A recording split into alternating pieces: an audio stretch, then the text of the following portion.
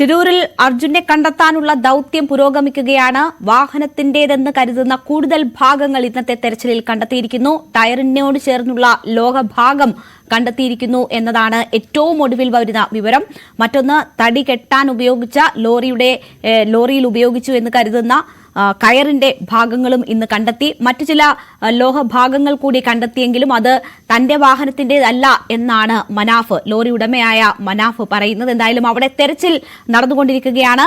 ഇന്ന് പുഴയിലെ ഒഴുക്ക് തെരച്ചിലിന് അനുകൂലമാണ്. അവിടെ തെളിഞ്ഞ കാലാവസ്ഥയുണ്ട്. അതുകൊണ്ട് തന്നെ നദിയുടെ അടിഭാഗം കാണാൻ കഴിയുന്ന സാഹചര്യമൊക്കെയുണ്ട്. പക്ഷേ വെല്ലുവിളിയായിരിക്കുന്നത് മണ്ണിടിച്ചിലിൽ ഒഴുകിയെത്തിയ മണലും കല്ലും അടിഞ്ഞുകൂടിയിരിക്കുന്നു, മരങ്ങളും അതിന്റെ കഷ്ണങ്ങളും അടിഞ്ഞുകൂടിയിരിക്കുന്നു. ഇത് തെരച്ചിൽ അസാധ്യമാക്കുന്നു എന്ന സാഹചര്യമാണ് അവിടെ ഉള്ളത്. ആ നിലയിൽ കൂടുതൽ തെരച്ചിൽ സാധ്യമല്ല. വാഹനം കണ്ടെത്തുക അല്ലെങ്കിൽ അതിന്റെ ക്യാബിനിലെത്തുക എന്നതൊന്നും ആ നിലയിൽ സാധ്യമാവുകയില്ല. ഇതിനോടകം തന്നെ നിരവധി തവണ ഈശ്വർ മാൽപ്പയും സംഘവും ഡൈവ് ചെയ്തു. പലപ്പോഴും ഈ തടിക്കഷ്ണങ്ങളൊക്കെ അവർക്ക് ബുദ്ധിമുട്ട് സൃഷ്ടിക്കുകയാണ്. അപ്പോഴും ചില ലോഹഭാഗങ്ങളൊക്കെ കണ്ടെത്താനായി എന്ന ആശ്വാസകരമായ വാർത്ത. അത് അർജുന്റെ വാഹനത്തിന്റേതെന്ന് സ്ഥിരീകരിക്കുമ്പോൾ വാഹനം അവിടെ ഉണ്ട് എന്നതിന്റെ സാധ്യത ഏറുകയാണ്. പക്ഷേ ഡ്രഡ്ജർ എത്തിച്ച് ആ മണ്ണ് നീക്കം ചെയ്ത് മരക്കഷ്ണങ്ങളൊക്കെ മാറ്റി അവിടെ തെരച്ചിൽ സാധ്യമാക്കണം എന്നതാണ് ഏറ്റവും അനിവാര്യമായി അവിടെ ചെയ്യാനുള്ളത്. പക്ഷേ അതിന് ഡ്രഡ്ജർ ഗോവയിൽ നിന്ന് എത്തിക്കേണ്ടതുണ്ട്. വലിയ ഭാരിച്ച ചെലവുള്ള കാര്യമാണ്. മാത്രവുമല്ല അതിന് സമയവും എടുക്കും. തിങ്കളാഴ്ചയോടുകൂടി മാത്രമേ ഡ്രഡ്ജർ എത്തിക്കാൻ കഴിയുകയുള്ളൂ എന്നാണ് ഇപ്പോൾ മനസ്സിലാക്കുന്നത്. ഏതായാലും 50 ലക്ഷം രൂപയുടെ ചിലവ് ഉണ്ടാകും. അതിന് കടൽ മാർഗം എത്തിക്കും എന്നതാണ് അറിയുന്നത്. അങ്ങനെയാണെങ്കിൽ അത് തിങ്കളാഴ്ചയോടുകൂടി എത്തിക്കും. അതിന്റെ ചെലവ് ജില്ലാ ഭരണകൂടം വഹിക്കും എന്നാണ് അറിയുന്നത്. അവിടെ ആശയവിനിമയങ്ങൾ അങ്ങനെ നടക്കുന്നുണ്ട്, യോഗങ്ങൾ നടക്കുന്നുണ്ട്, തീരുമാനങ്ങൾ ഉണ്ടാകുന്നുണ്ട്. അപ്പോഴും ഉണ്ടാകുന്ന അനിശ്ചിതത്വം ഇന്നിപ്പോൾ അവിടെ തെരച്ചിൽ ഏതാണ്ട് അവസാന ഘട്ടത്തിലാണ്. നാളെ മുതലുള്ള ദിവസങ്ങളിൽ അവിടെ തെരച്ചിൽ തിങ്കളാഴ്ച വരെ സാധ്യമാകുമോ എന്ന കാര്യത്തിൽ ഒരു തീരുമാനമില്ല, വ്യക്തതയില്ല എന്നതാണ് സാഹചര്യം. ഏറ്റവും ഒടുവിൽ ലഭിക്കുന്ന വിവരങ്ങളുമായി KV ബൈജു നമുക്കൊപ്പം ചേരുകയാണ്. ബൈജു, നമുക്കിപ്പോഴും കാണാം ഈശ്വർ മാൽപ്പെ ഇന്ന് രാവിലെ മുതൽ തുടങ്ങിയ ഡൈവാണ്. ഇതിനോടകം തന്നെ എത്ര തവണ അദ്ദേഹം മുങ്ങിത്താണു എന്നതിന് കണക്കില്ല. അത്രമാത്രം അവരുടെ ഭാഗത്ത് നിന്ന് ശ്രമമുണ്ട്. സേനാ വിഭാഗങ്ങളും ഒക്കെ ഒപ്പം ചേരുന്നുണ്ട്. പക്ഷേ അതിൽ കൃത്യമായ ഫലം ലഭിക്കണമെങ്കിൽ അവിടെ നിന്ന് മണ്ണും ആ കല്ലുമൊക്കെ നീക്കിയതിനു ശേഷം കൂടുതൽ തെരച്ചിൽ നടത്തുക എന്നതാണ് ചെയ്യേണ്ടത്. പക്ഷേ അതിനുള്ള യന്ത്രഭാഗങ്ങൾ അവിടെ ഇല്ല എന്നതാണ് സാഹചര്യം. ഏറ്റവും ഒടുവിൽ MLA ഒക്കെ നേതൃത്വത്തിൽ നടന്ന യോഗത്തിൽ ഉണ്ടായിട്ടുള്ള തീരുമാനങ്ങൾ എന്താണ്? ഡ്രഡ്ജർ തിങ്കളാഴ്ചയോടെ എത്തുമെന്നറിയുന്നു. അതിനുള്ള നടപടികൾ എങ്ങനെ പുരോഗമിക്കുന്നു? അതുവരെ ഈ തെരച്ചിൽ തുടരുമോ? എന്താണ് അവരെടുത്തിരിക്കുന്ന തീരുമാനം?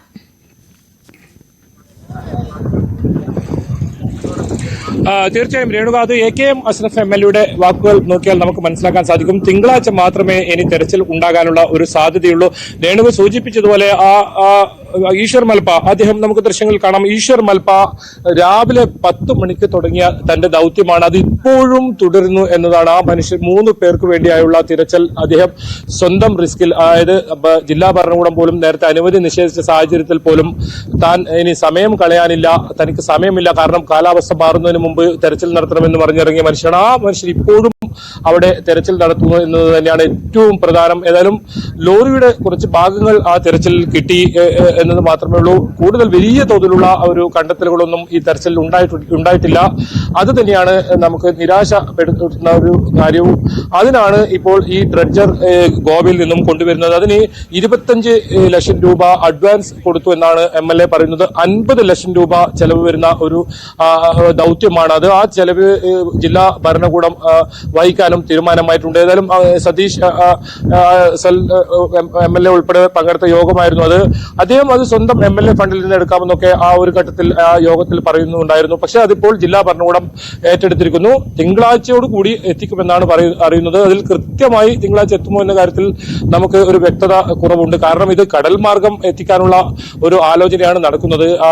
10 ദിവസമായിരുന്നു ഈ കമ്പനി ആവശ്യപ്പെട്ടതെങ്കിലും തിങ്കളാഴ്ചയോടുകൂടി എത്തിക്കണമെന്നും അവസാനം അവർ ആ രീതിയിൽ എത്തിക്കാമെന്ന ഒരു ഉറപ്പ് നൽകിയെന്നാണ് AKM പറഞ്ഞത്. എന്തായാലും ആ യോഗം വളരെ പ്രധാനപ്പെട്ട ഒരു യോഗമായിരുന്നു. ഇന്ന് നടന്ന യോഗത്തിലാണ് യോഗത്തിലാണ് ഇത്തരത്തിൽ തീരുമാനം ഉണ്ടായത്. ആ യോഗത്തിൽ മാൽപ്പയെയും ഇത്തരത്തിൽ വിളിച്ചിരുന്നു. ആ മാൽപ്പ തന്റെ ഇന്ന് വരെ ഉണ്ടായ തിരച്ചിലിന്റെ പുരോഗതി ആ യോഗത്തിൽ പങ്കുവെക്കുകയുണ്ടായി. അദ്ദേഹം പ്രധാനമായും പറഞ്ഞത് അത് കഴിഞ്ഞ തവണ ഉണ്ടായതുപോലെ തന്നെ നമുക്ക് ഇപ്പോൾ ആ മൺതിട്ട കാണാം. മൺതിട്ടയ്ക്ക് സമീപം വലിയ ഒരു ആൽമരം ഉണ്ട്. അതോടൊപ്പം തന്നെ ഈ ടവറിൽ നിന്നുള്ള ഒരുപാട് അവശിഷ്ടങ്ങളും ഈ ലക്ഷ്മണൻ എന്ന് പറയുന്ന ആ മണ്ണിടിച്ചിൽ മരണപ്പെട്ട അദ്ദേഹത്തിന്റെ കടയുടെ ഇരുമ്പ് ഷീറ്റ്, തകിട് ഉൾപ്പെടെയുള്ള ഒരുപാട് വസ്തുക്കളും അവിടെ മണ്ണിനടിയിലുമായി മറ്റും ചളിയിൽ പൂണ്ട നിലയിൽ കിടക്കുന്നുണ്ട്. ആ പരിസരത്താകാം ലോറി എന്നാണ് മേജർ റിട്ടയർഡ് ഇന്ദ്രപാൽ അദ്ദേഹം റഡാർ പരിശോധനകളിൽ കണ്ടെത്തിയ ഒരു സ്ഥലവും. എന്നാൽ ആ സ്ഥലം കേന്ദ്രീകരിച്ചാണ് പ്രധാനമായും തിരച്ചിൽ നടത്തേണ്ടത്. നേവി രാവിലെ ആ പ്രദേശത്ത് തിരച്ചിൽ നടത്താൻ ശ്രമിച്ചെങ്കിലും അവിടെ ഏതെങ്കിലും തരത്തിൽ മുങ്ങൽ വിദഗ്ധർക്ക് പോകുന്നത് അത്ര സുരക്ഷിതമല്ല എന്നുള്ളതുകൊണ്ട് തന്നെയാണ് ആ ദൗത്യം ഉപേക്ഷിച്ചത്. ഇപ്പോൾ ചെറിയ ചെറിയ ഭാഗങ്ങൾ ഈ പൊടിയുടെ പല ഭാഗത്തായി ഇപ്പോൾ ഞാൻ നേരത്തെ പറഞ്ഞ ലക്ഷ്മണൻ എന്ന് പറയുന്ന അദ്ദേഹത്തിന്റെ കടയുണ്ടായിരുന്ന സ്ഥലമാണ് അത് കാണുന്നത്. അവിടെ തൊട്ടു താഴെ എല്ലാ സംഘങ്ങളും NDRFന്റെയും SDRFന്റെയും നേവിയുടെയും മാൽപ്പയുടെയും ഒക്കെയുള്ള ഈ മുങ്ങൽ വിദഗ്ധർ അടങ്ങുന്ന സംഘം അവിടെ കേന്ദ്രീകരിച്ചാണ് അത്തരത്തിൽ തെരച്ചിൽ നടക്കുന്നത്. അവിടെയാണ് ഇപ്പോൾ 2 നാവികസേനയും അതുപോലെ തന്നെ മാൽപ്പ ഉൾപ്പെടെയുള്ളവരും ആ പുഴയുടെ ആഴങ്ങളിലേക്ക് ഇപ്പോൾ പരിശോധനയ്ക്കായി പോയിട്ടുള്ളത്. ഏതായാലും ഈ തിരച്ചിൽ ഇന്ന് ഊർജിതമായി തന്നെ ഈ തെരച്ചിൽ നടത്തിയെങ്കിലും കാര്യമായ ഒരു നമുക്ക് അത്രത്തോളം ഏതെങ്കിലും പ്രതീക്ഷയുള്ള വസ്തുക്കളോ കാര്യങ്ങളോ ഒന്നും കിട്ടിയില്ല. ആകെ നമുക്ക് ഒരു കയർ എന്ന് പറയുന്ന ഈ അർജുന്റെ വണ്ടിയുടെ മരത്തിൽ കെട്ടിയിരുന്ന കയർ മാത്രമാണ് ലഭിക്കുന്ന സാഹചര്യം ഉണ്ടായത്. എന്തായാലും തിരച്ചിൽ നാളെ ഏതായാലും പൂർണ്ണമായും തിരച്ചിൽ ഉണ്ടാകില്ല എന്ന് തന്നെയാണ് AKM അഷ്റഫ് വ്യക്തമാക്കിയിരിക്കുന്നത്. അങ്ങനെയെങ്കിൽ പ്രതീക്ഷ നൽകുന്ന കുറേയധികം സംഭവങ്ങൾ ഇന്ന് ഷിരൂരിൽ ഉണ്ടായിട്ടുണ്ട്. വാഹനത്തിന്റെ കൂടുതൽ ഭാഗങ്ങൾ കണ്ടെത്താൻ കഴിഞ്ഞിരിക്കുന്നു. അത് തടി കെട്ടിയ കയർ, ഒപ്പം തന്നെ ടയറിനോട് ചേർന്നുള്ള ലോഹഭാഗം എന്നിവയാണ്. അത് അർജുന്റെ വാഹനത്തിന്റേതെന്ന നിലയിൽ തന്നെ വാർത്തകൾ വരുന്നു. അതേസമയം നാളെ തെരച്ചിൽ ഉണ്ടാകില്ല എന്നതാണ് ഒരു ചെറിയ തിരിച്ചടി.